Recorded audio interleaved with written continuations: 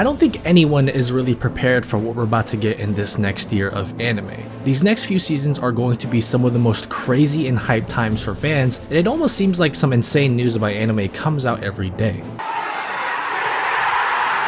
Yes. I mean, just look at what we're going to be getting soon. Chainsaw Man, The Second Court of Spy Family, Blue Lock, Vinland Saga Season 2, My Hero Season 6, One Piece Film Red, Mob fucking Psycho Season 3, and to top it all off, arguably one of the most iconic shows and early pioneers of anime, Bleach is making its return after 8 years. Like, what is going on? And that's not even all of it. I only scratched the surface. Like I said earlier, we are not prepared for what's coming. Welcome to the Come Zone. And I feel like this summer season of anime is the calm before the storm. But that's not to say that this season doesn't slap though. We have some heavy hitters and fan favorites that have returned, some having only been a couple years, and others almost being an entire decade since we've last seen them. I thought this summer season was going to be an easy dub for Main Abyss, as it was at one point one of my most favorite anime and it's just overall an incredible show. And if that wasn't enough, we have the hype of 2 returning anime that everyone thought would most likely never come back. Having a second season to an anime that was released almost 10 years ago feels surreal, and the return of The Devil as a Part-Timer is just so cool, because I feel like it's given everyone a little bit of hope that no matter how long an anime has been gone for, there's always going to be a slim chance that it could potentially come back. Unless it's No Game No Life, then just give up, I'm sorry. Also, to add even more competition into this season, we have what is arguably going to be hands down anime of the year, My Stepmom's Daughter Is My Ex, also airing at the same time. See, you think I'm joking, but sadly this would unironically probably be my favorite anime this season if it wasn't for what I'm going to be talking about next. I mean, cut me some slack, at least it's better than this shit. Dude, there's no way. She didn't even wave at you. She didn't even wave at you. Bro, no. Bro, can you imagine? Can you imagine? You don't even, bro, I'm fucking speechless. Oh my god, the show's so bad. Call of the Night, or Yufukashi no Uta, has very quickly and unexpectedly become my favorite anime this season. It's got this vibe that I've never really felt from another anime before, and having got me hooked after only 2 episodes is something not a lot of shows have been able to do. Once you've seen enough anime, you can generally tell for the most part what direction the shows are going to go in for a majority of the time, but for this one, even during my recording, I still am having trouble on where exactly this show wants to go and take itself. The anime is about a boy named Ko Yamori, and he has recently just started having symptoms of insomnia. He was just like any other 14-year-old boy. He would go to school, had friends, and just overall led a pretty normal life. Then all of a sudden one day he just decides he doesn't want to keep up his daily facade. He's looking for something, but doesn't know exactly what he wants. He then makes the decision to stop going to school, and because of this, Ko ends up developing insomnia due to having no daytime outlet for his energy.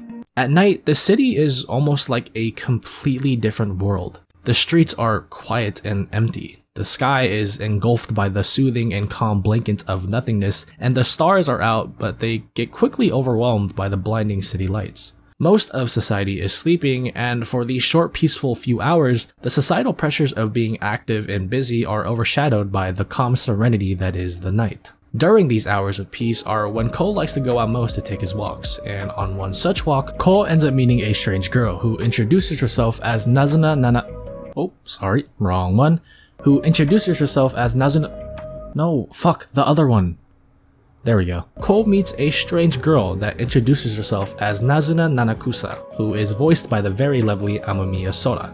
God bless. After having a conversation about his restlessness, she explains to him that the only way he'll be able to fall asleep is if he's satisfied with how he spent his waking hours. She then invites Ko to come to her apartment, and like what every other curious 14-year-old boy would do, he nervously agrees and they head back to her place. Okay, please stay with me here. I know this just sounds like a lead up to a doujin. I promise it's not that. Upon entering her apartment, he notices how minimalistic and downright weird it is that she has nothing in her place but a futon on the ground. Rightfully weirded out, he panics and tries to, it's not a hentai, I swear! She assures Ko that nothing weird will happen and that the reason they're here is so that she can help him fall asleep. Nazuna tells him to lay down in the futon with her and he reluctantly agrees, awkwardly placing himself next to her. After a while, Nazuna asks Ko if he's fully asleep, but Ko decides to just ignore her and pretends like he is. With no response from him, Nazuna goes in and bites his neck. Yes, she is a vampire. Obviously shocked from this, Cole jolts up and after having a little discussion with the vampire, asks why he himself hasn't turned into one yet in an almost disappointed tone. She explains to him that in order for a person to become a vampire, they need to be in love with said vampire before it sucks their blood. Seeing this as a newfound opportunity to turn his boring life around, Cole makes a decision that he will fall in love with Nazuna so that he can turn into a vampire.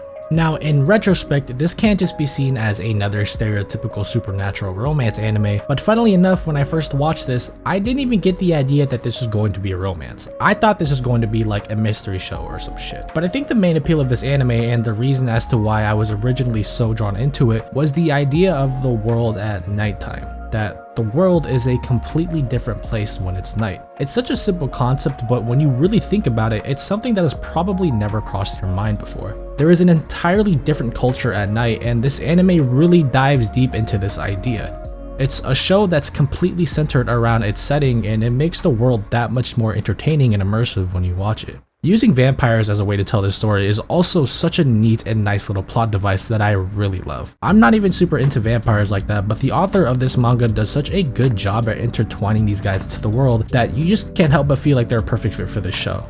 A lot of the times when anime or any type of show, I guess in this case, has vampires as their main focus, most, but not all, run into the problem of the vampires not really fitting well in said anime or show's world building. Sometimes it can just feel like you have this setting and then you have some vampires in it because it's what the story wants. But for this anime in particular, it just feels so natural and I'm not entirely sure why. When you find out that Nazuna is a vampire in the first episode, you're just like, oh yeah, that makes sense. Maybe it was the way she was introduced or just my bias towards anime in particular, but it didn't feel forced at all. The show just meshes so well with its ideas and vibes. Speaking of vibes, did I mention how much of it is in this anime?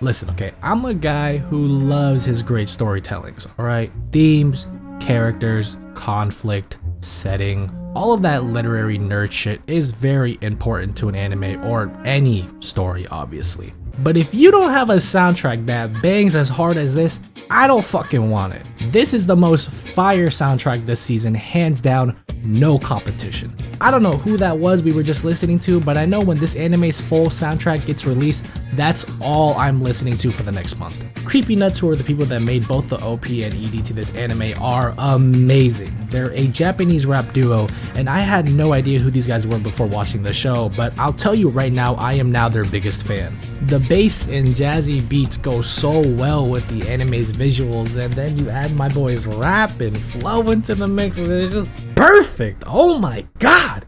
Anime soundtrack of the year. I don't care what anyone says. Now earlier, while I was climaxing about the music 2 seconds ago, I talked about how amazing the visuals are in this show, and let me tell you, for an anime that takes place solely at night, this is one of the most vibrant and colorful anime I've ever seen. It's like someone went into Adobe Premiere, turned the saturation and vibrance up to 100, and then put another color filter over it with max settings, and it makes the show stand out in the best way possible. I'm sure you've been seeing the footage from the anime in the background for the last couple of minutes, and it really does speak for itself. There's really not much more I can say about it without sounding redundant. I'm very surprised that out of all the shows airing right now this season, a slice of life romance about vampires and city life at night is my favorite out of everything. Now, you could just attribute that to the fact that maybe this season just isn't as good, or maybe a little lackluster compared to others, or that the show really is just that good, and personally I'd like to think it's the latter. Call of the Night brings a really new, unique perspective on the supernatural romance genre, and as cliche and overused vampires are, Kotayama, the author of the show, has been able to make them the center of this anime with a nice little refreshing twist. Its take on nighttime was something that really interested me as somebody who's always been a night owl themselves, and there's just something so calm and peaceful about being up and awake late at night. This anime captures this feeling perfectly. Unlike a lot of the anime that I review on my channel, or I guess all 3 that I've reviewed, this one isn't going to be for everyone. The premise is very broad, the show is honestly kind of weird, and from the episodes that I've seen, it looks like for the most part this is going to be a slow ride. That being said, with the interesting characters, unique setting, amazing soundtrack, and beautiful visuals, I think this anime is going to be pretty popular very soon. Call of the Night just has this certain charm to it, and it's honestly such a nice refresher from what we normally get. I'm really excited to see where the show is going to go from here on out, and I hope to God we get that soundtrack because I need it